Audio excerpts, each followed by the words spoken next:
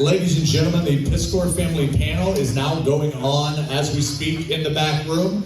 If you want to attend that, make your way back to the back room by the entrance. That'll be going on now from 3 till 4. Is everybody in? Everybody's here? Mic check, 1, 2, what is this? All right, thanks for, I wanted to just say thank you to everybody that's in front of us right now, and thank you to everybody that is at this table. We're all here to celebrate Ed and his legacy. And I just want to start off by thanking the sponsors of the Eddie Comicon, Triple B Podcast, Triple B Experience Podcast, Rear View Chevrolet in McKeesport, Greta at Creepy Bones 1313 on IG, Paper Abyss Comics, Stand Up Records, Cosmic Lion, Marianne Scott Riley, the Jakery Bakery in Wheeling, West Virginia, Derek Tuttle, Phantom of the Addicts Comics here in Oakland, PA, Carol and John's Comic Book Shop in Cleveland, Ohio, and some weird guy named West Coast Dave.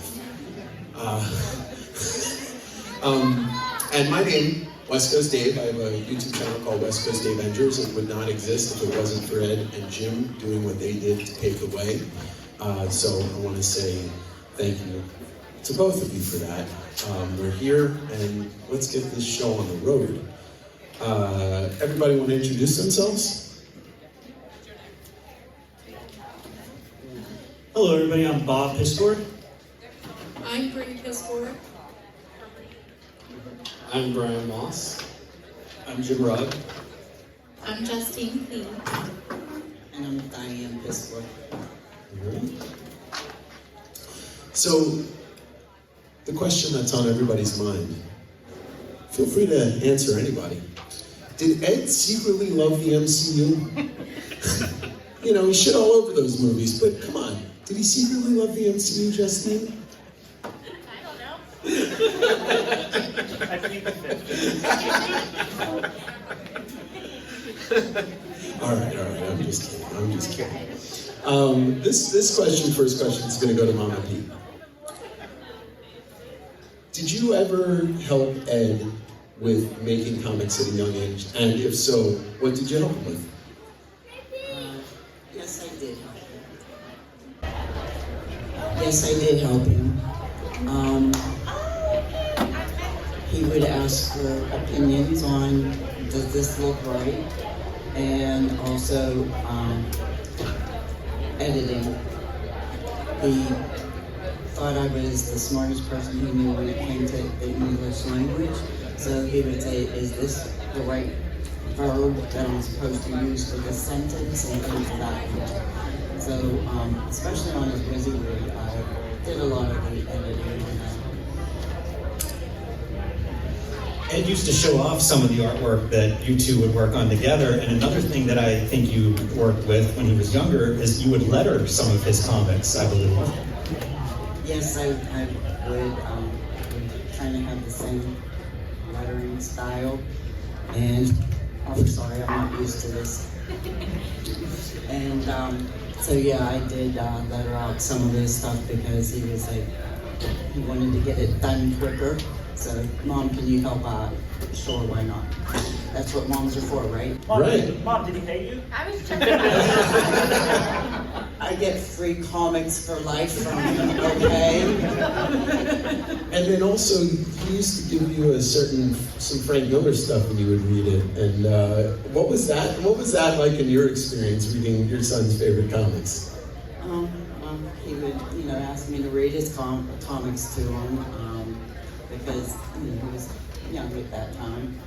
And I was like, this is stupid.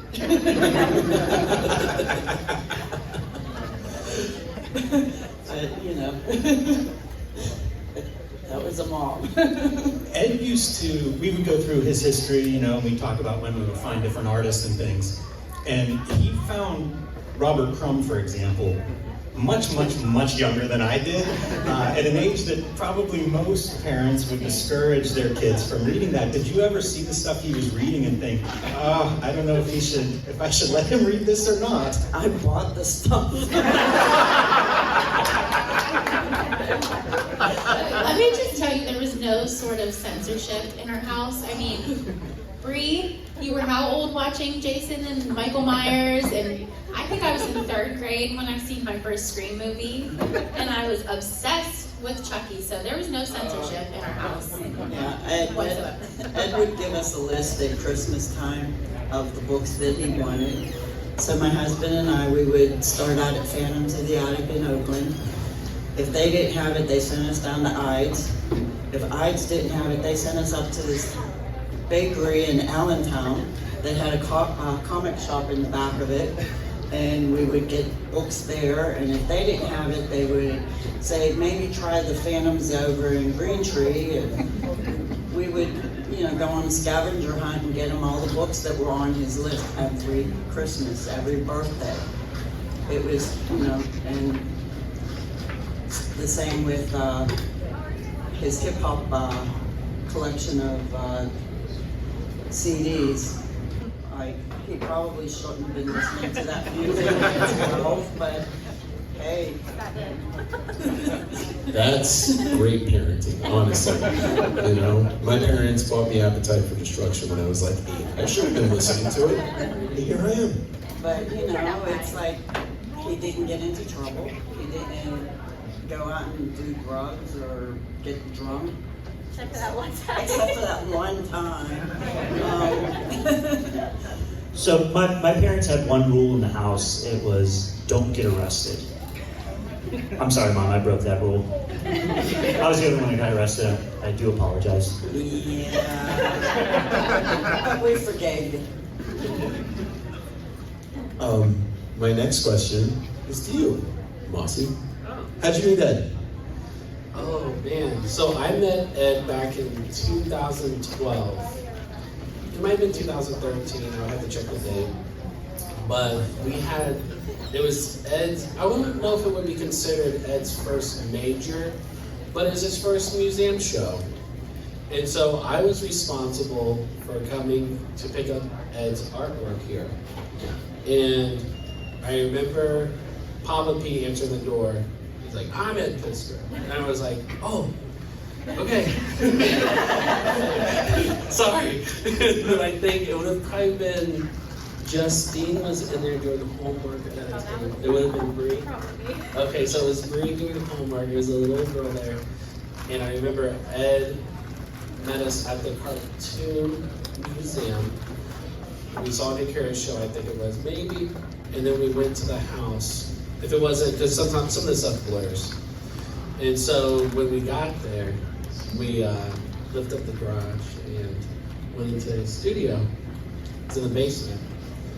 And we looked at the table, we started looking at all the artwork that was there, and then just hit it off from there. It was beautiful. So yeah, that's how I initially met Ed. His signature bottle of water is right here, Aquafina. Anybody ever catch him drinking something different? A different bottle of water? Just slipping? His book bag was always filled with Aquafina, so if he came to my house, Costco brand, it's cheap. Would not touch it.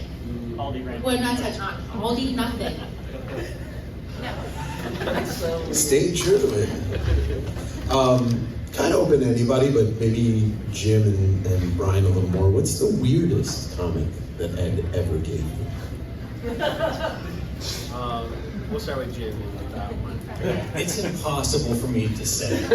We got to a point where probably a lot of collectors in this room, or a lot of collectors watching this, you want to produce comics from your collection that your friends don't have. That's a big chunk of collector credibility. So pretty early on, Ed and I are trading the weirdest comics we could find. One of the last ones that I remember distinctly was a book called Chillville, which he got at Ides. He found there somewhat randomly, that's how you find weird books, because we know what exists, so now we're looking for things we had never seen before that look good. And Chillville was just a random pickup, and I remember him presenting it to me because we would often pull out comics and be like, maybe this is an episode, I don't know, what do you think of this? And it's one of the most fantastic comics I've ever seen by an outsider artist out of Maine who caught the eye of Stephen King and left comics to go work for Stephen King and do a lot of artwork for him. But it was Glenn Chadbourne is the artist, And it was just a comic I had never seen or heard of, with artwork that didn't look like anything else on this planet, and still I've never seen another artist that looks like him. That one, I spent years then trying to track down all the Glenn Chadbourne art I could find, and that's one that really stands out to me as being like extraordinary in both its weirdness but also in its quality. And actually, Jimmy, I'll need your help on this one.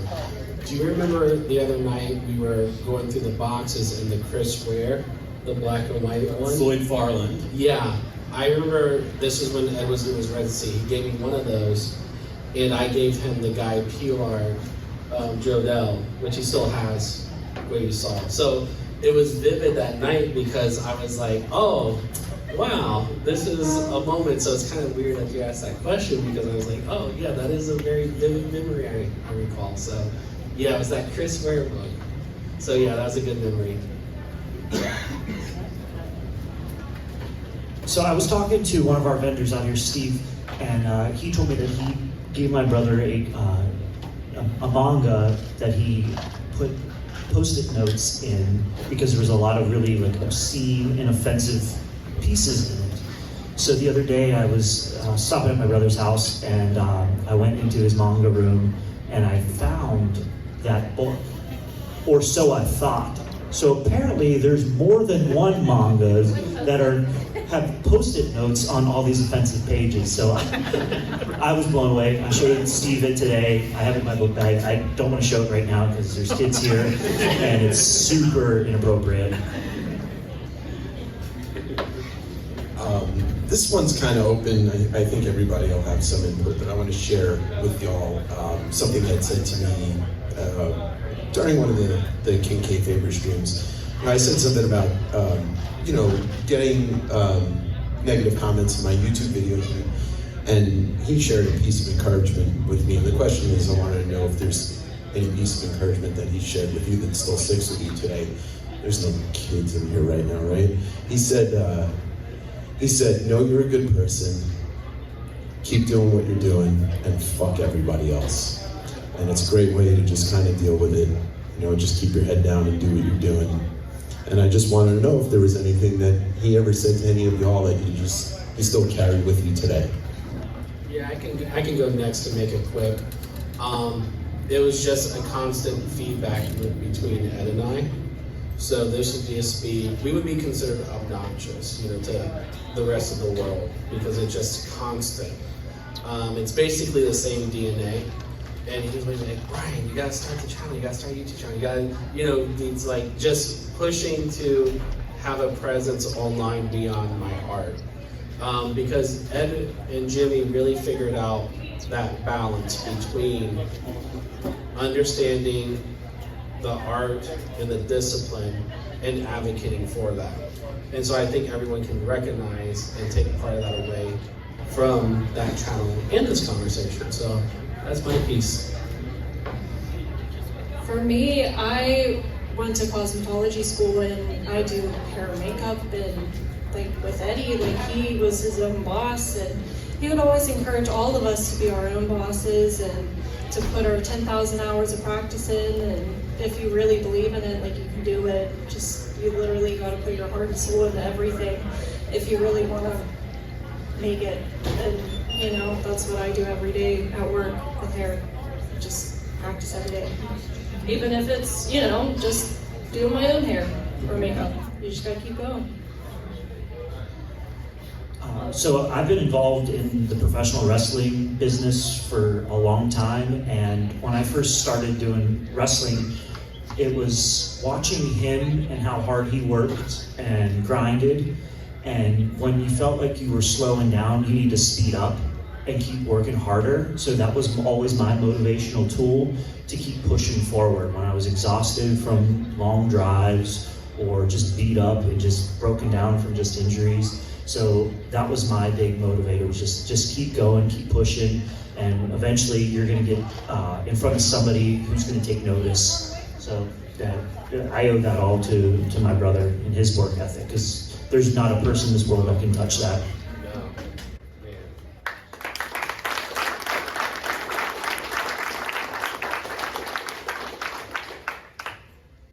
I don't know that Ed and I did a lot of advice towards one another. You know, I know I thought of Ed as like, this is a man and he's doing well, and if he wants my opinion, he'll ask, and vice versa. And we certainly traded comics and would talk about that, the comics that we were working on and things.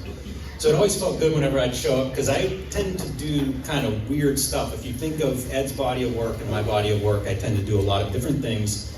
And I don't know how he would feel about a lot of that stuff, and I would show up with like some weird zine that I had done recently, like 86 zine comes to mind, and when he expressed love of that, it really was something that felt genuine to me and was exciting, because it's hard to know what an audience, how people are going to respond to this stuff that you spend laser-like focus working on. You know, it's that expression, you can't see the forest for the trees. So a lot of times Ed was the first person who would see the work that I was making, and just getting feedback from somebody that you trusted because of years of knowing them, it's really important. Writers will talk about like readers, right? The people that they trust to read their work first, and that was Ed for me. And we spent a lot of time talking about the comics that we were making and thinking about making. And you know, from a practical standpoint, I think if you're creative as like a profession, if you do that all the time, you probably have notebooks full of ideas. Ideas tend to, the more you think of, they just come. They sort of, it's like opening floodgates. And Ed would kind of think about this stuff depending on where he was at in his career as to which idea do you make next. And that was something that I don't know that he gave me advice on, but we talked about that kind of thing a lot, and it made me think about that stuff differently, because one part of making comics that's really hard is making comics, but that's only one part. The other part is getting an audience for those comics, and that was something that Ed thought about in a lot of ways. Like an analogy of chess might be a good way to describe it, where he was thinking several moves ahead of, again, hard enough to make a good comic, but that's half of it. The other half is now how do you get that good comic in front of a receptive audience? And Ed was very far advanced in that compared to most of the cartoonists that I know. So I don't know that he gave me specific advice on it, but I was certainly paying close attention to the way he approached that part, because it is very hard to build an audience, and he was very good at that. We also spent countless times trying to trip you up to get you to announce the book that you were working on way before you were going to announce it. It's a sign of a good friend, you know. To Jimmy or Moss, was there a page or a cover, or to anybody, that Ed was most proud of above anything else? Like a singular piece of art that you can remember him being like, yo, I think this is the best thing I've ever done in a singular piece of art. I can speak to the Switchblade Shorty stuff, because that's where we were traveling between Japan and America. And it has a lot of layers to it, because that book, it's almost like Ed's first comic in a weird way, because he gave so much education through his other books that this one was purely Ed's creativity and freedom. And you see a lot of that reflected in our adventures in Japan that was documented. So the Switchblade Shorty stuff was where I saw Ed the happiest, versus when he was working with X-Men, he's always happy, you know, but it was like the X-Men stuff was serious. You know, that was serious, because that's a heavy lifting, that's a lot of work. So yeah, I would say the Switchblade Shorties whole thing is kind of Ed's voice, Ed's playing, Ed's celebrating comics, you know. So I would say more so a book versus a specific image. But I would say if I had to pick something, it would go back, I would stick with Switchblade. You know, maybe that's just my bias a little bit, but I would say anything in there would be where Ed's firing on all cylinders. Oh, actually, Red Room, a lot of that stuff was made with Manga Tool, and so a lot of that stuff he was learning and then figuring it out. Any of those pages and that stuff, you know, it's just like, I would say that's Apex Ed, and also him bringing manga into his form. So anything in that kind of area is some of Ed's best work, but as him with a specific page, If I had to guess, I'd assume something out of Red Room, because that stuff he was just so game for and so proud of.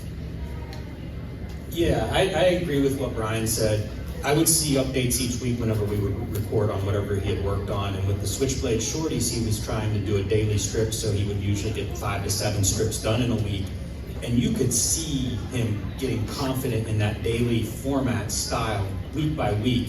And you could sense pride in those pages whenever he would show me the new batch of pages each week. But he wasn't gloating so much as just like, this is the new pages, but you could see the confidence on those pages, and you could get a sense that he was very proud of that, and that he could tell that he was getting more comfortable with the format, with the characters, with the storytelling of the daily page. And this is what artists want to do. Like, my best page is the next page, and I think that's pretty consistent in the way that Ed worked, but there were certainly markers, but he was also focused on whatever the page was in front of him. That was everything. So, if you had talked to him at different stages of hip-hop when he was working on it, you would see those markers then too, with X-Men. Each step of the way, whatever the recent stuff was, like, that was the best page he could produce at that point. He wasn't taking any shortcuts on any of those pages, cutting any corners or anything. So really, unless maybe there'd be a dip here or there for a page, but by and large, the next page was his best page consistently throughout as long as I knew him. I just want to get it on the record. He was reading a lot of the Milton Caniff stuff at that time too. So anything in that format, Ed was like really invested in. He would talk about reading that stuff before bed and stuff like that. So I just wanted to get that on the record because he's really invested when he's invested.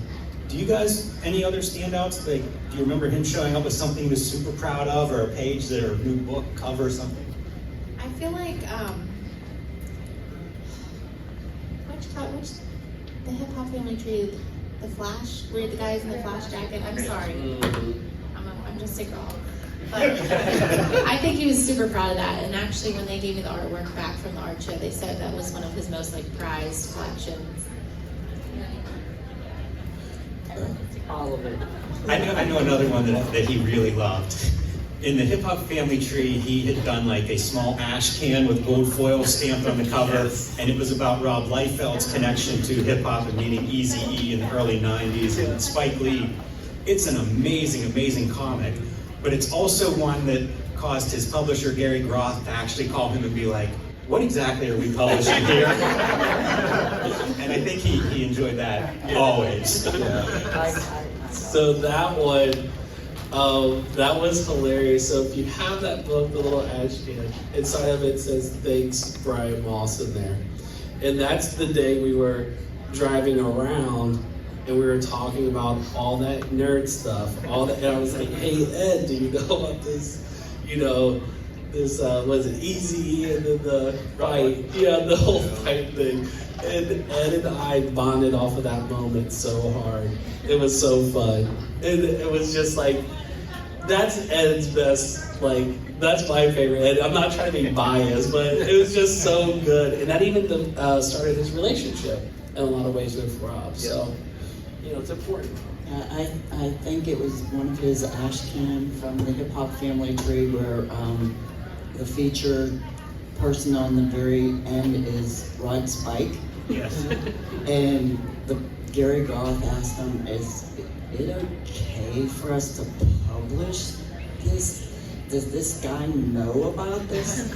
Well, think about it. Rod Spike is an anagram of Ed Piskor, and it's a picture of my husband dressed up like a hip hop artist.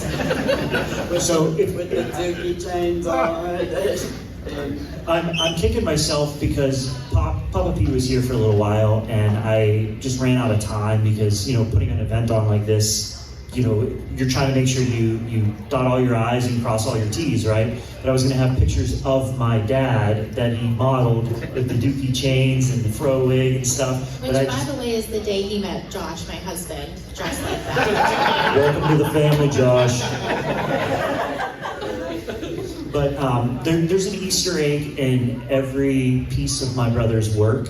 If you had a chance to meet Papa P, now you can go back in every one of his comics and find Papa P, whether he's having a bubble bath with Harvey Piskor or he's playing a cop in something else. But yeah, my dad is in every piece of my brother's work.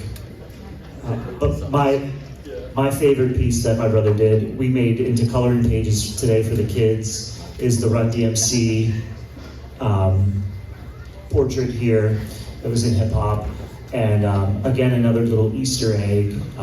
My brother, he was real big into graffiti, and his tag is in all of his books too. So to protect the from lawsuits and any kind of property damage, but I can tell you his tag's in all of his work too, so you just have to kind of guess which one is his. And for my part, I'm fortunate enough to have bought my favorite piece of Ed from Ed, and that's that fantastic 40-man design cover. So, his work spoke to everybody in different ways. And actually, kind of piggybacking off that to Bobby and Bree and Justine, what was that like to pretty much be in every one of Ed's books? Like you'd open it up and you'd see it, or you'd see it from the get-go. What was that like? I didn't get any royalties. No, it's awesome. We've all been comic characters in our household. I mean, Mom can attest to that from all the shenanigans that we put them through. But to actually see it in print is just wild. There was a wrestling comic that we were going to be working on together that I'm really unfortunate that we only got a couple of pages in. Jim was fortunate enough to tag along with me to some of my wrestling road trips, and we got to talk a lot of wrestling, and it was great. But like seeing it in print was just so wild. Like, this is my wrestling character, and he wanted to help push me, to the next level and give me something that I can kind of elevate my game with. So it was awesome. It's just overwhelming. Well, if you've never read Red Room, I'm Brianna Fairfield. If you do read that, that's me. And then there's Tay-Tay, which she should be back here soon. I don't know where she went, but she is a real person too, and she's my best friend. And every time a brand new issue would come out, I'm like, here you go, take one, pass it around, and it's just so crazy. That's my fun fact. Whenever you have to do an icebreaker, I'm like, the main character. So when Eddie was doing X-Men Grand Design, he did, I don't know the character, so please forgive me. He did a cover with a creepy guy, and he had asked me, what are some creepy things that men have said to you? So, can I lick your foot or whatever, or can I lick your elbow? That, unfortunately, he said to me before. So, that was for me. Thank you. All right, so apparently Ed's driving skills are legendary. Can anybody tell a good Ed driving story? And also, was there an oh shit bar in that car? I'm going to take giant offense to that. So let me just, a side story. When I was 18, I learned how to drive, and my dad, this is the last time I ever drove with him learning, thought I was going on the other side of the road too far, so he pulls the wheel. So I pull over and I said, nope, no more. So my mom taught me the rest of the way.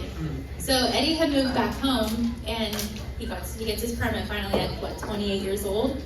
28 years old? Yeah, because they cut bus service in our area, so he couldn't get places as quickly and as easily as he wanted to. So he says, oh, well, I gotta bite the bullet, I gotta learn how to drive. But Dad's not teaching. Yeah, so apparently my dad did drive with him once, and he pulled the wheel. So he comes to little 22-year-old me and says, I really need you to teach me how to drive. I tried my hardest, so I'm sorry, whoever drove with him. I just taught him the rules of the road and what time he's supposed to go and all of that. Whatever happened from there is not my responsibility. Okay, go ahead.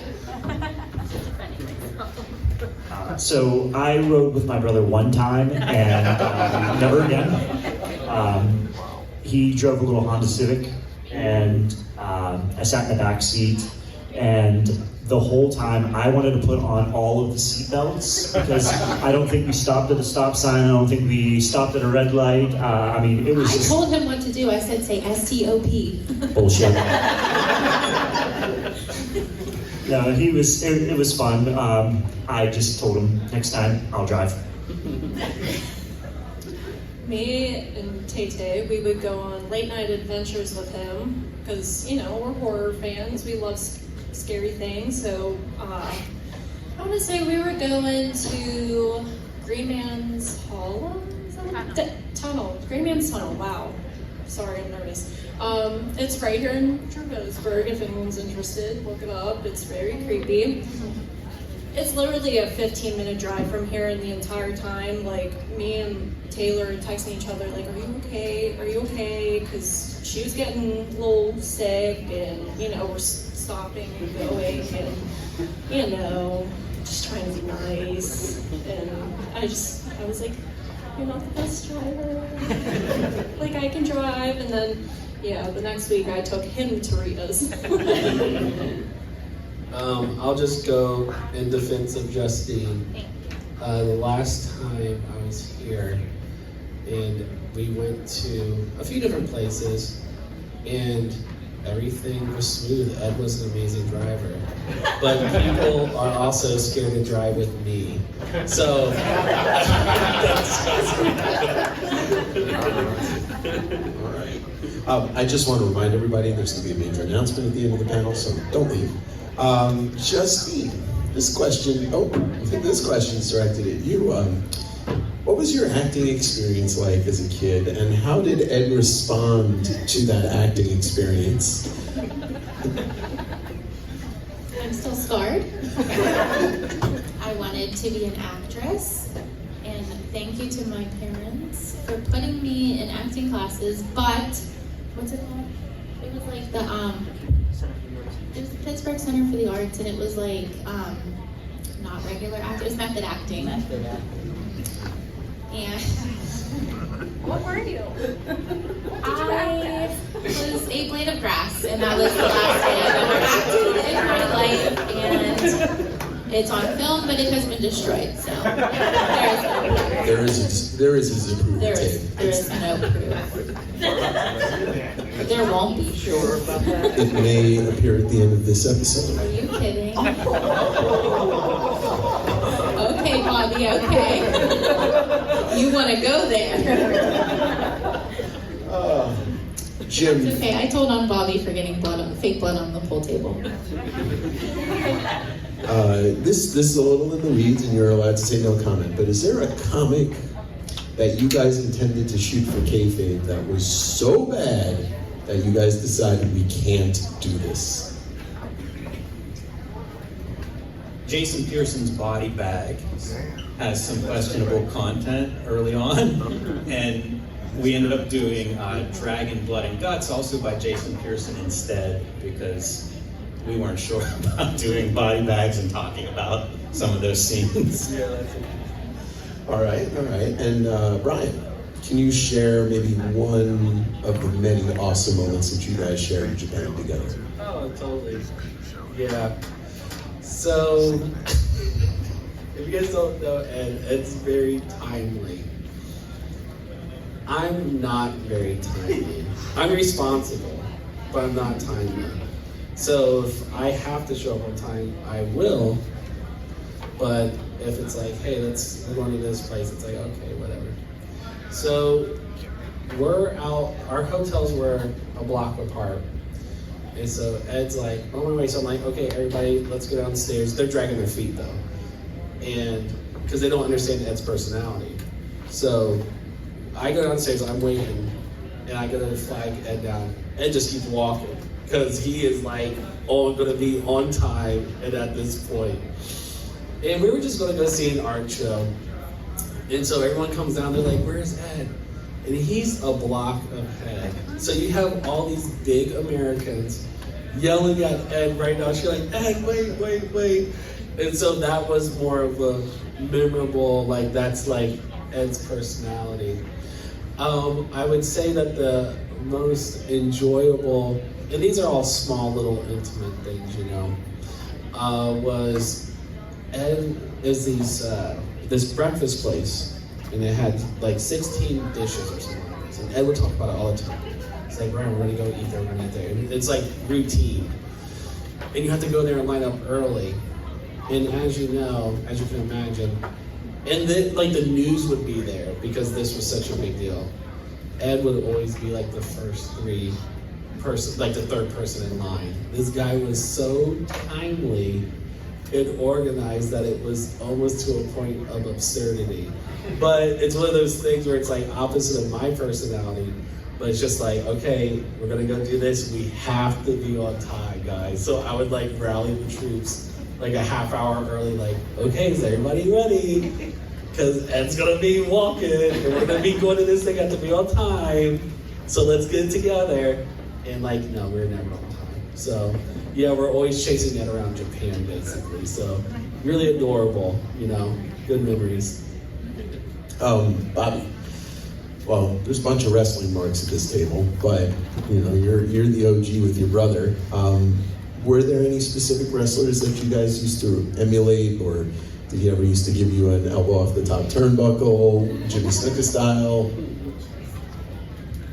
So, yeah, the living room in my parents' house has witnessed a lot of damage from various figure fours, power bombs, suplexes. Yeah, it was rough. We definitely did a lot while my parents were out working or grocery shopping. We would push the coffee table off to the side. I can remember once we lived in, we had bunk beds, and we took the top mattress off, and that was our top rope. I probably was about 5 when that happened. Sorry, Mom. But yeah, we definitely used to claw and fight all the time on the living room floor. It would always win, but I let it win. Well, actually, Bobby started his wrestling career at about 9 months when he jumped off the top rope of his crib onto my waterbed. He never slept in a crib after that because I was afraid that he would jump off the wrong side. But at least he knew to jump off onto the water. So you all touched on it a little bit, but Ed was famous for showing you guys horror movies way before you should be seeing them. Can you all name maybe one movie that still sticks with you today that he, you know, Clockwork Oranged you in front of the TV to watch? For me, it was Cannibal Holocaust. I was literally about to say that. I had it all ready to go. It gives me nightmares to this day. So I became like the cool kid in school because we had like the obscure movie collection. And fun fact, my brother worked in a video rental store for a very brief period of time that had the secret back room that you had to be 18 to go in. I wonder what they were selling back there. But he would always come back with like the most obscure movies, and we would just sit and watch crazy films all the time. But Cannibal Holocaust, once I seen that, I told all my friends, and next thing you know, like we're having watch parties in the garage because that's where we hung out. We had a pool table down there. We played video games, listened to music, and we watched Cannibal Holocaust. It's actually not too bad, but honestly, watch it with somebody because, you know. You mean Cannibal Holocaust? Yeah. No, don't watch it alone. Watch it with someone. It's better. Don't watch it. It's on Peacock.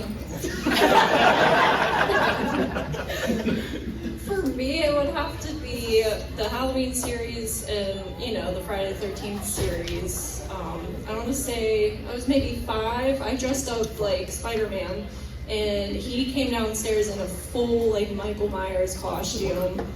And, you know, watching him on TV versus seeing him in real life, it's terrifying as a 5-year-old. But, you know, I love the movies anyways. I loved it.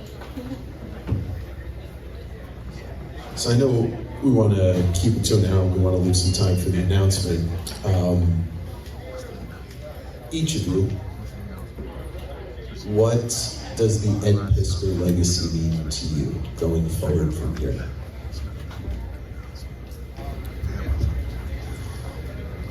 means to keep his life and memory alive for everyone.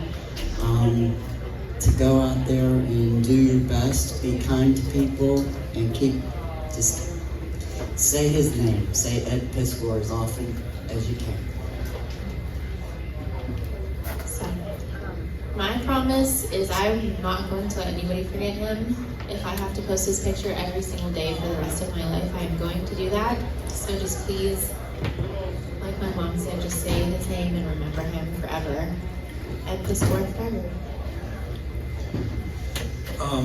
My relationship with Ed in a lot of ways was very professional, and to me it's promoting comics. We used to talk, it was the basis of Cartoonist Kayfabe, was just that getting comics in front of people. It was something that we loved, it was something that we found escape and identity, and our lives are built around. So keeping, promoting comics to readers and to new readers and to new creators, and making more comics, and also getting those comics in front of new readers is really the way I will move forward and continue to honor Ed's legacy. And it's something he certainly did throughout his life and my time with him. And to me that is meaningful, and I think the comics are in a better place now than they were before Ed started making and promoting comics.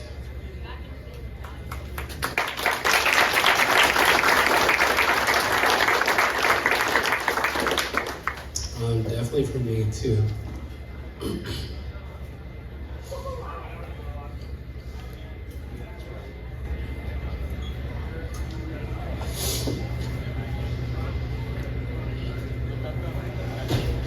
Yeah, to be able to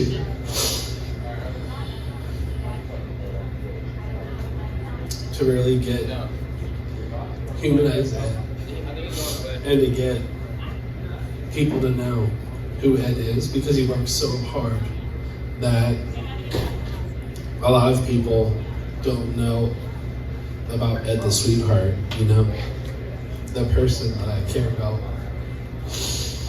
And so the goal is just to humanize Ed, raise awareness to anti-bullying and suicide prevention. And so, yeah, that's the goal. And I'm committed my life to it because, as you know, it bothers me. But Ed's he's not going. He's with everyone here. And we have new creators here. It's the first book they made. They came from Canada, from other states, Amsterdam. And so this is a big deal.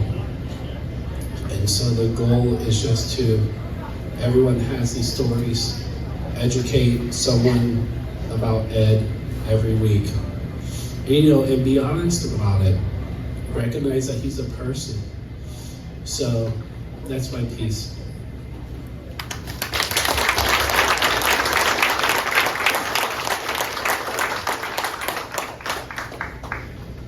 Obviously, what everybody has already said, I'm not going to keep repeating, but I just want to go forward and have no judgment and just a safe space for everybody to be comfortable with everyone, and no judgment ever, and just, we need to come together and just support each other and uplift everybody and not tear anybody down.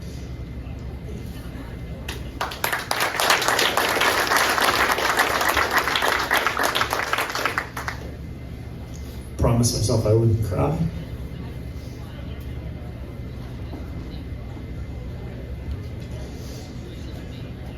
Eddie was my first best friend.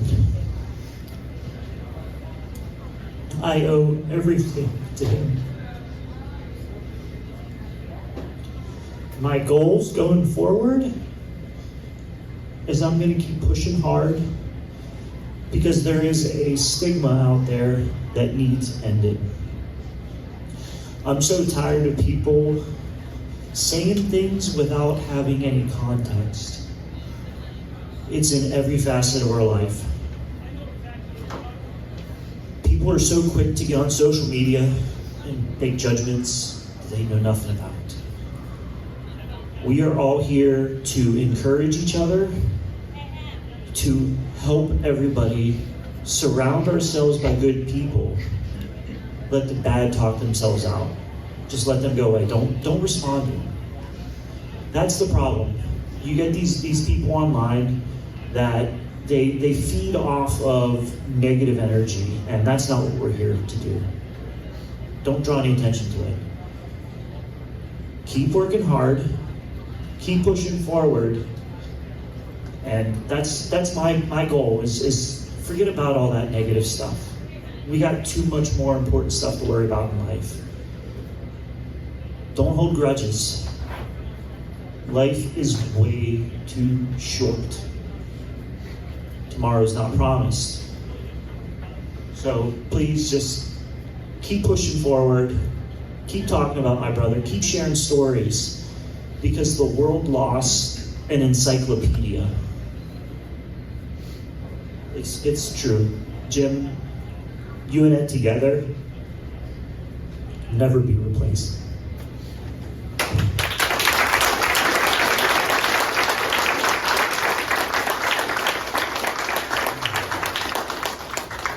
I just want to say for my part, if it wasn't for Ed and Jim, I wouldn't be sitting up here right now. Comics are always a joyous place for me, and there's no two people that celebrated comics the way that they did, and the way that will always be celebrated. And I just don't want that to ever go away, because it is everything that everybody said and much more. All of us, everybody here today is here because of the joy of comics in one way, shape, or form. And Ed carried that, Jim carried that, everybody here carries that. So never forget the joy that this medium brings us and how much we all love it for some reason or another. And the positivity of that is exactly what I'll carry with me, and I know that we're all, carrying that banner. So make more comics and read more comics is really the way to keep going forward. But I'm sorry, I gotta do this. This is very important to me. Hey, Mom, do you want to give everybody their marching orders and we'll be on our way? Well, before I give you your marching orders, we would like to make a very important announcement to everyone. We have joined with Zoop to crowdfund Switchblade shorts. So we're asking for you, if you go out to the legacy table, we have some literature for all of you. There's pamphlets that are going to be available at the table. So we appreciate all the support. We've done a little teaser leading up on the Instagram. Justine's been crushing it with that, so thank you, JP. Managing the social media is not my forte, and I'm so proud of you and all the work that you do with it. We're a team, and the Piskor legacy is going to live on until there's no more breath in our lungs. Thank you, Hall.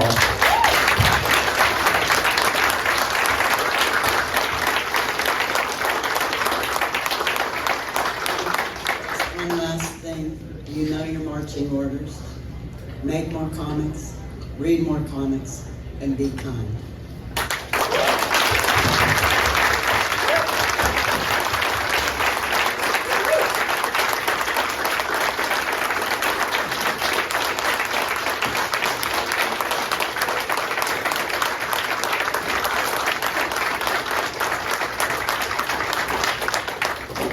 not really much else to say, but thank you to everybody, and thank you to everybody for being here for the first ever Eddie P. Con. Yeah.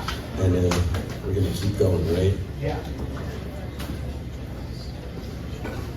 Oh, that's right, there's a big donation check. Oh, this is from Carol and John's comic book shop in Cleveland, Ohio. And thank you so much for that. This is extra special. So what they did was they had a dollar bin, and for the entire month of August, they donated every dollar from that dollar bin, and they even threw in some extra cash. Their goal was $3,000, and they did it. Thank you, John, Carol. You guys have been fantastic for us. They made the donation last night, and we got some raffles that we're going to be doing the same thing. All of the raffle money, all that's going right to the charity as well. So again, thank you guys so much. And Dave, we couldn't have done this without you. You helped our family so much. There's not a word to really say, but thank you. And your help making this possible, I mean, this has just been fantastic. Your knowledge and your expertise here has been great. You've been so kind to my family, and again, thank you. Much appreciated.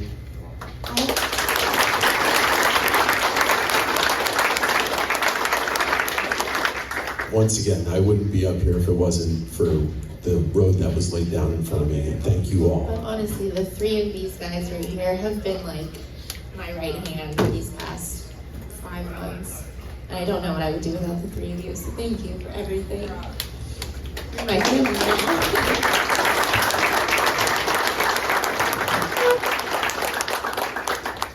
We are all part of the Kayfabe. Love you guys. Love you too.